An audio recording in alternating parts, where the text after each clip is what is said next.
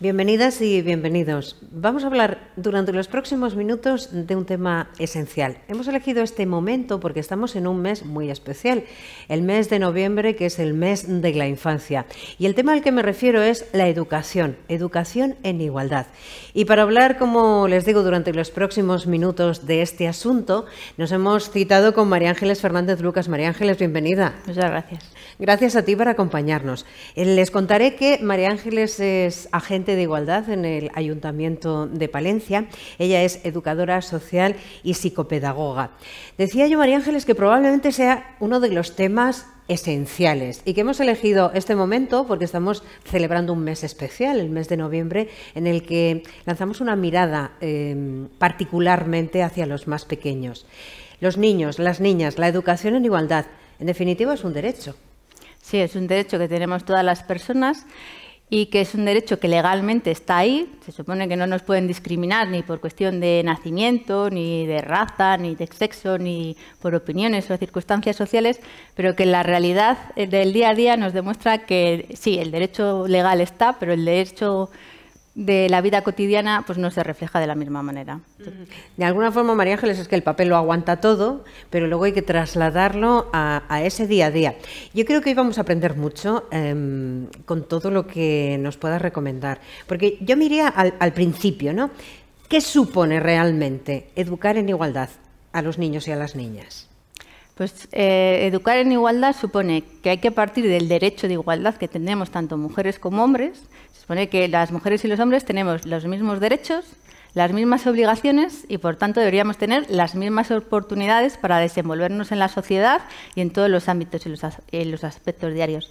Pero la realidad es que hay fallos que la sociedad no nos permite desarrollar de la misma manera. Entonces, educar en igualdad supone dar las mismas oportunidades a los niños y a las niñas. Cuanto antes empecemos, mucho mejor, porque las interiorizamos y las podemos desarrollar de una forma mucho más amplia.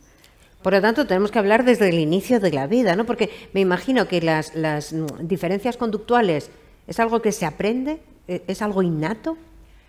Los aprendizajes conductuales se aprenden. Desde que nacemos estamos imitando a los padres y a las madres porque nos desarrollamos. Fundamentalmente somos seres sociales y necesitamos agentes sociales para que nos enseñen y aprendemos por imitación, sobre todo al principio. El primer agente socializador es la familia, con lo cual desde bebés nos fijamos en nuestros padres, en nuestras madres y vamos adquiriendo habilidades, capacidades y aprendiendo conductas. Y las conductas se aprenden según lo que vamos viendo y adquiriendo de nuestro entorno, con lo cual no son innatas, se van adquiriendo y el niño y la niña tienen las mismas capacidades y habilidades. La cuestión es que les permitamos desarrollarlas de la misma manera, para que tengan las mismas oportunidades, porque a veces no nos damos cuenta y creamos unas expectativas en el momento que sabemos si va a ser un niño o una niña. Y eso nos va marcando las pautas de actuación y somos inconscientes a la hora de realizarlo. Pero la sociedad también nos marca unas pautas que hemos interiorizado generación tras generación y es difícil romper con esas pautas y con esas costumbres que tenemos todas las personas. Pero la única posibilidad es poquito a poquito ir cambiando cosas. Por eso me parece tan importante que pongamos el punto de mira en un aspecto tan interesante como este. Porque María Ángeles, yo no sé si me equivoco, pero seguro que no sabemos diferenciar muy bien o que no tenemos muy claro la diferencia que existe entre sexo y género. Nos cuesta a veces diferenciarlo, pero porque lo tenemos interiorizado de una manera desde pequeños, una forma que parece casi innata, pero no lo es. El sexo es una cuestión biológica. Es innato. Una niña nace con unas características fisiológicas determinadas y un niño con unas características fisiológicas determinadas. Y nacemos aquí y nacemos en la otra punta del mundo con esas características. Eso no varía. Sin embargo, el género, digamos que son las características, por decirlo así, ¿no? Que se le atribuyen a cada sexo. Las niñas tienen que actuar de una manera, tienen que sentir de una manera, tienen que tener ciertas actitudes, transformar ciertos valores, y los niños otros valores, otras actitudes, otros sentimientos. Entonces, relacionamos esas actitudes, esos comportamientos a un sexo u a otro, pero eso depende mucho de la cultura y de la sociedad en la que vivas y en la que has nacido. No es lo mismo aquí que en la otra punta del mundo. Y tampoco es lo mismo haber nacido en esta época que haber nacido hace tres décadas, por ejemplo, porque los roles que se marcan a las mujeres y a los hombres han sido muy diferentes. Los comportamientos de las mujeres actualmente no son los mismos que los comportamientos que se supone que tenían que hacer las mujeres en la época de nuestras abuelas, por ejemplo.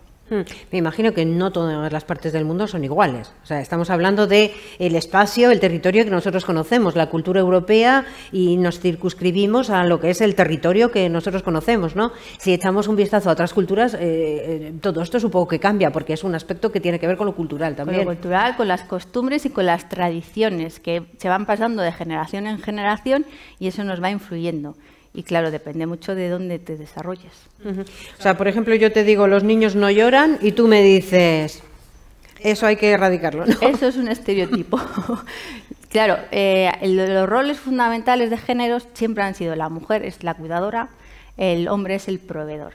Y a raíz de ahí se marcan unas formas de comportamiento y unas actitudes que socialmente son las que son válidas para el niño, para la niña, para la mujer y para el hombre. Entonces, eso se va transmitiendo de generación en generación, se va asimilando de una forma que no nos damos cuenta y lo vamos interiorizando. Y si no lo cambiamos, se sigue transmitiendo y se sigue perpetuando. Y esos son estereotipos. Los niños también lloran, los hombres lloran perfectamente y no pasa nada. Antes de que entremos en algo que me parece lo más importante de esta conversación, o una de las partes importantes, que sería que nos des consejos, que nos des sugerencias para poder educar en igualdad, sí que, María Ángeles, me gustaría que nos hicieras alguna reflexión en torno a un tema que a mí me parece también fundamental, porque evidentemente estamos hablando de educar en igualdad, pero habría que echar un vistazo también a la conciliación familiar y laboral, porque sin esto el punto de partida no es tampoco en igualdad de oportunidades, ¿no? Claro, la educación en igualdad abarca la educación en igualdad de géneros. Entonces, es fundamental tener claro que es necesaria una conciliación. Una conciliación, no solo hablamos de familiar y laboral, que mucha gente se queda en hay que conciliar mi vida laboral y mi vida familiar. No, la personal también tienes que conciliarla, porque las personas necesitamos desarrollarnos, tanto hombres como mujeres, en todos nuestros aspectos de nuestra vida, para un desarrollo íntegro de la personalidad.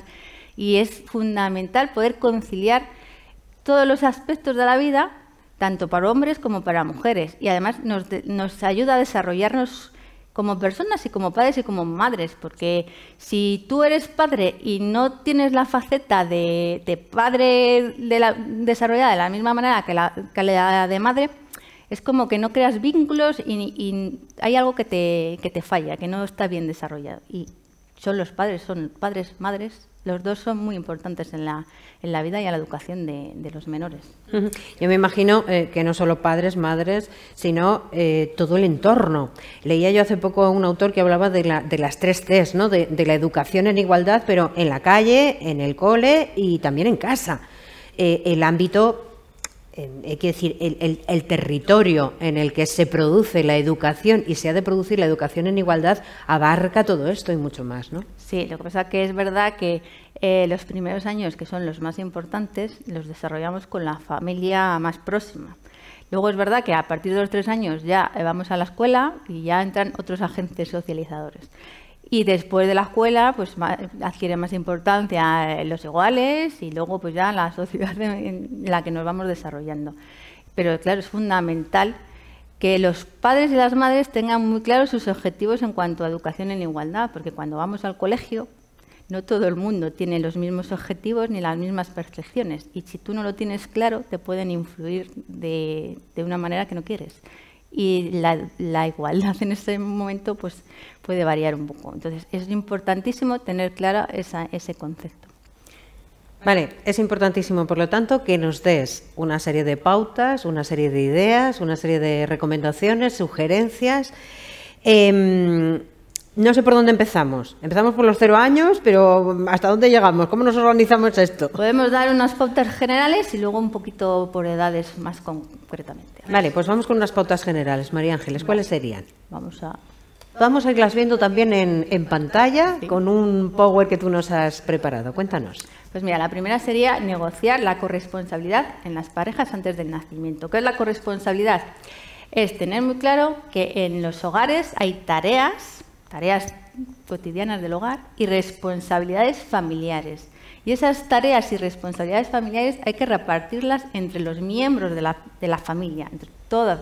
No son unas del hombre y otras de la mujer, no, son de todos. En las casas vivimos toda la familia, padres, madres, hijos e hijas. Y entonces hay que ir repartiendo todas las tareas. A medida que van desarrollándose los menores, tienen que ir adquiriendo también responsabilidades. Entonces es importantísimo que eso lo tengamos claro. Lógicamente, cuando son bebés, pues las tareas y las responsabilidades nos las tenemos que repartir entre el padre y la madre, pero a medida que van creciendo, pues vamos, según sus capacidades y sus edades, dándoles ciertas tareas que además les van a ayudar a desarrollarse y a adquirir autonomía.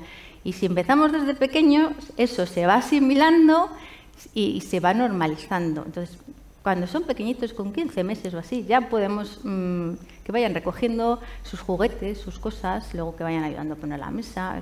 Poco a poco se van. Y las tareas hay que negociarlas. Las tareas de las casas, que a veces es un problema que se tiene en las familias, no se tienen que repartir por sexo. No es que tú como mujer hayas nacido con la capacidad de planchar o cocinar. No, eso se va aprendiendo. Son habilidades que se van aprendiendo. Entonces, todo el mundo las puede aprender y todo el mundo las tiene que ir desarrollando a medida de sus capacidades.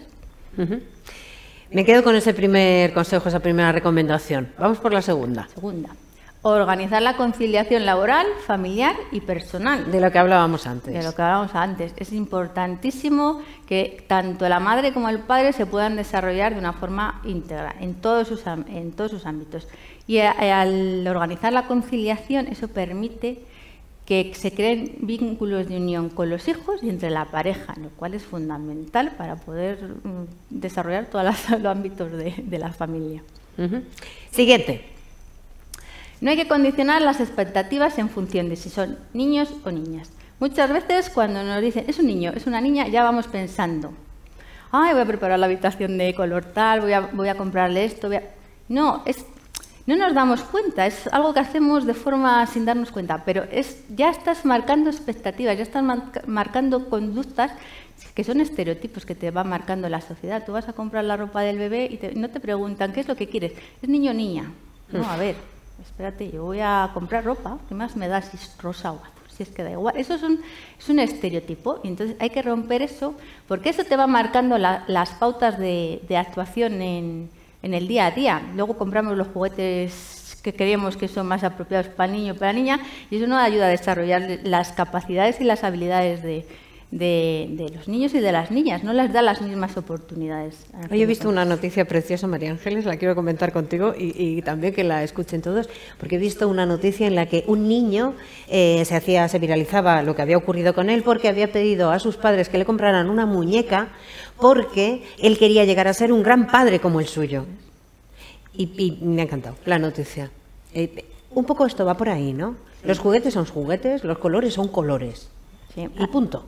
Se acabó. Es que además los juguetes te ayudan a desarrollar tus capacidades, tus habilidades y lo que tienes que fijarte es qué juguetes, qué gustos tiene el bebé desde que nace.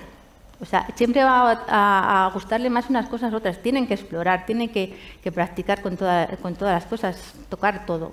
Bueno, dentro de un cuidado, ¿no? Pero es que si no, no les ayudas a desarrollar las capacidades y las habilidades.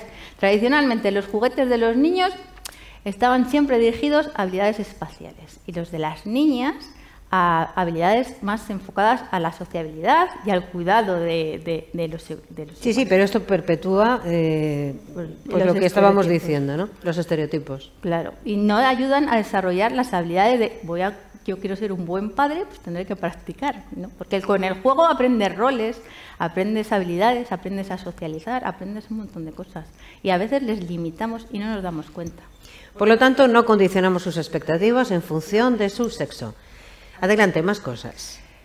Hay que mostrar el mismo trato tanto a niños como a niñas. Esto es darles las mismas oportunidades. Si tú tratas igual a un niño y a una niña, les estás enseñando a que son iguales, que todo el mundo les tiene que tratar de la misma manera y les estás ofreciendo las mismas oportunidades, que es lo que tratamos, porque así se desarrollan plenamente.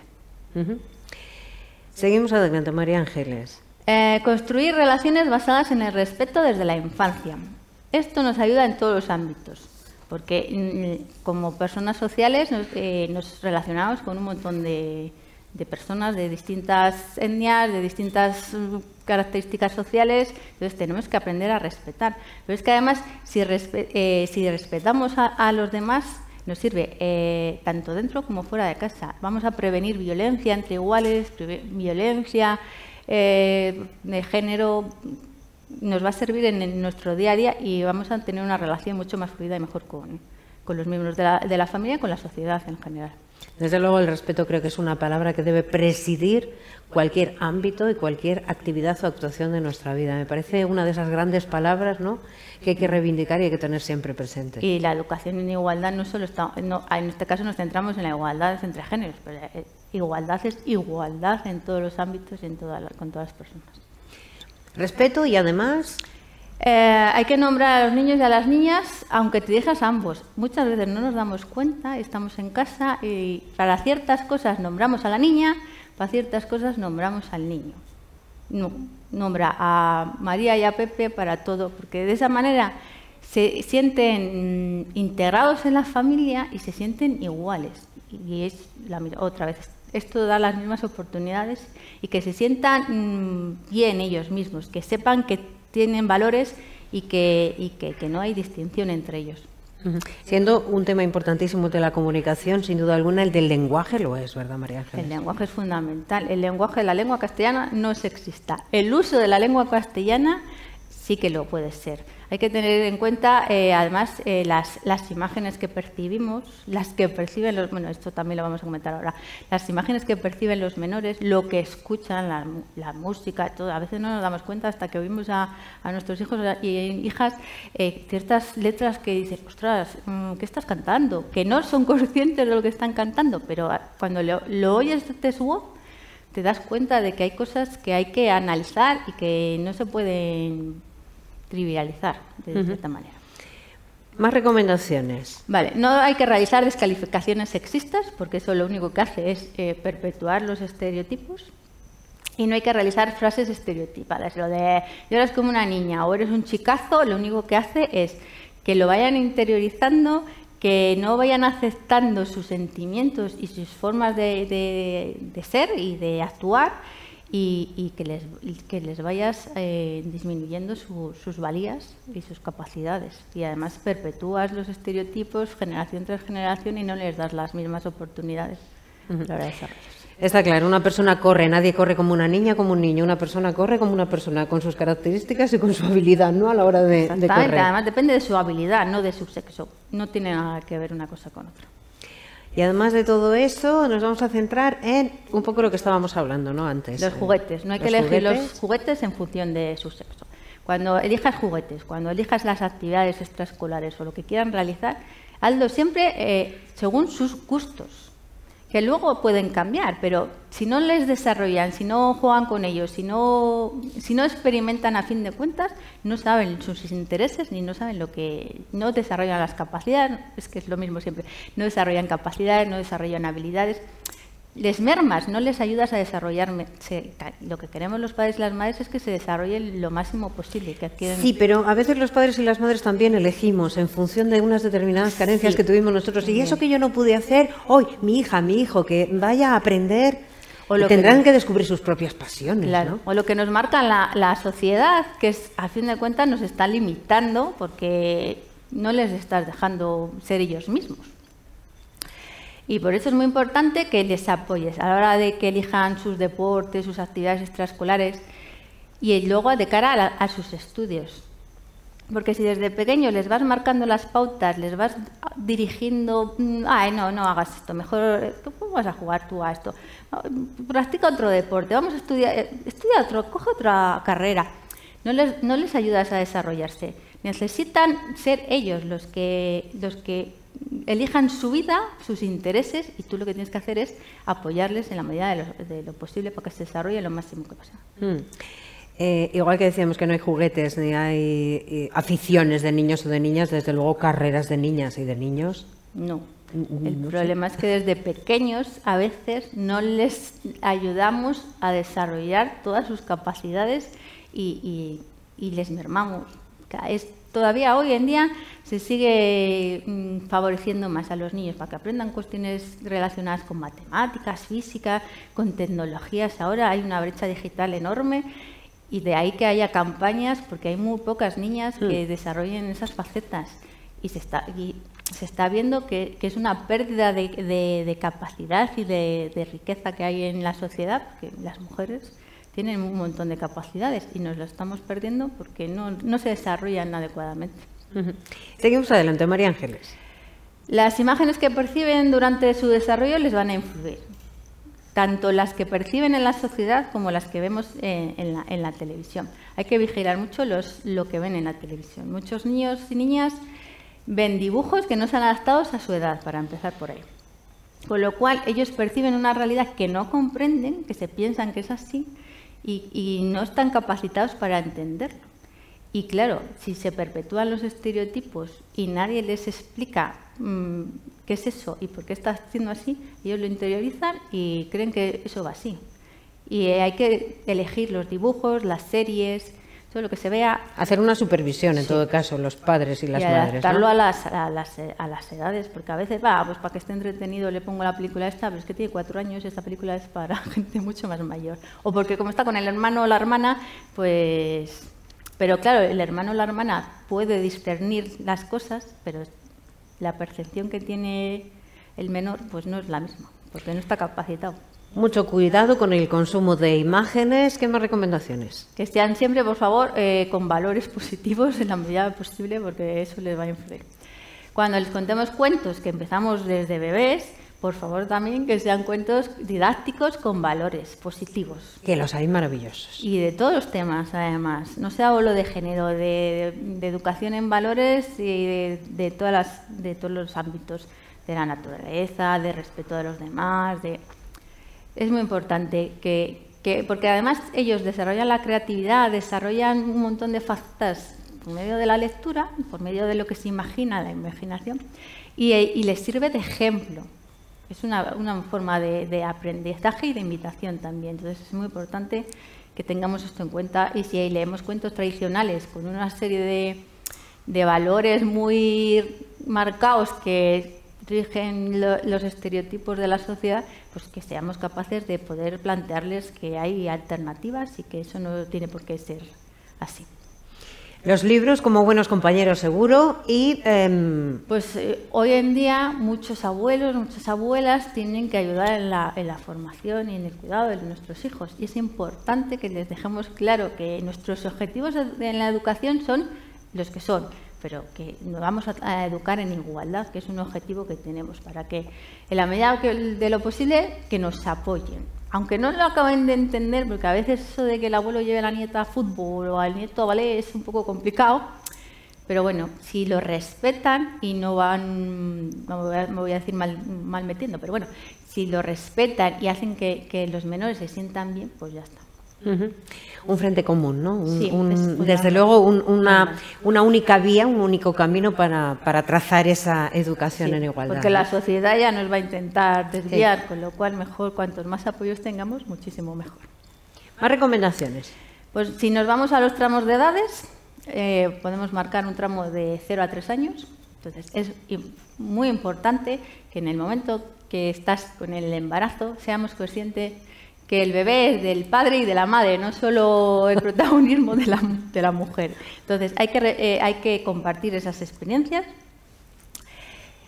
Como somos padres y madres, hay que asumir la baja por ambas partes, porque eso es lo que nos va a ayudar a cuidar y a hacer vínculos con nuestro bebé. Que parece que no, pero es que la baja la tienen que coger a ambos progenitores.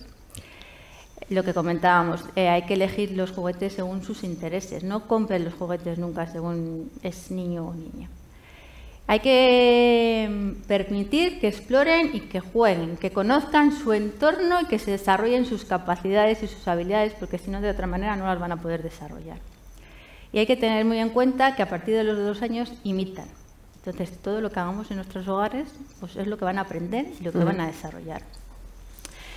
Los cuentos con valores son muy importantes, porque es lo que más hacemos cuando son bebés, claro.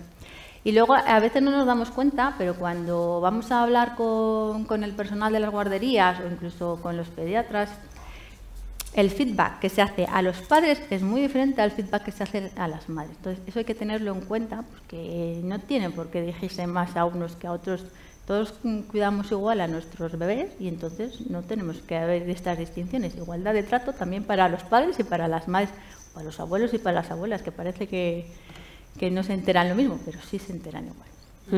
Esto para los más chiquititos. Sí. A partir de los 3 años, de 3 a 6. A partir de los 3 años ya imita mucho más. Además ya empezamos el colegio. Hay que tener muy claro los objetivos que queremos tener en cuanto a la educación, porque el entorno nos va a influir mucho más. A los menores mucho más. Entonces hay que dejar claro lo que queremos transmitirles. Es muy importante la corresponsabilidad.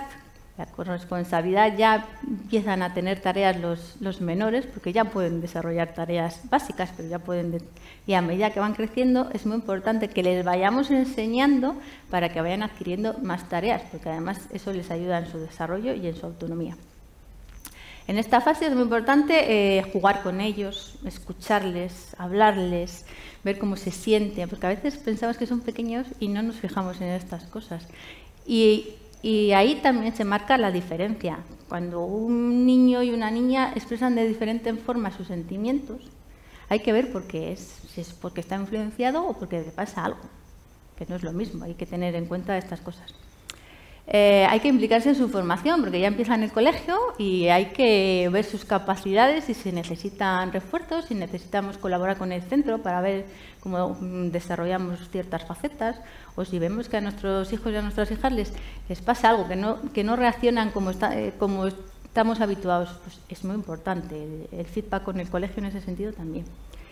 Hay que ver la televisión con nuestros hijos y nuestras hijas para ver lo que ven y para ver qué imágenes están percibiendo y aclarar los conceptos que veamos que es necesario aclarar. Y luego hay que incentivarles para que tengan experiencias, conocimientos, para que jueguen cooperativamente, para que aprendan nuevos roles. Vamos con los 2 otros tramos de edad, sería entre los 7 y los 12, que es una etapa importantísima también. Es muy importante esta etapa, sí. Ya hemos trabajado la corresponsabilidad desde bebés, con lo cual esto es mucho más fácil, ya tienen tareas asumidas, pero claro, tienen que aprender y rotar, que no siempre son las que más me gustan a mí o las que mejor se me dan, no tienes que aprender a más habilidades. Entonces hay que ir rotando las tareas que desarrollamos.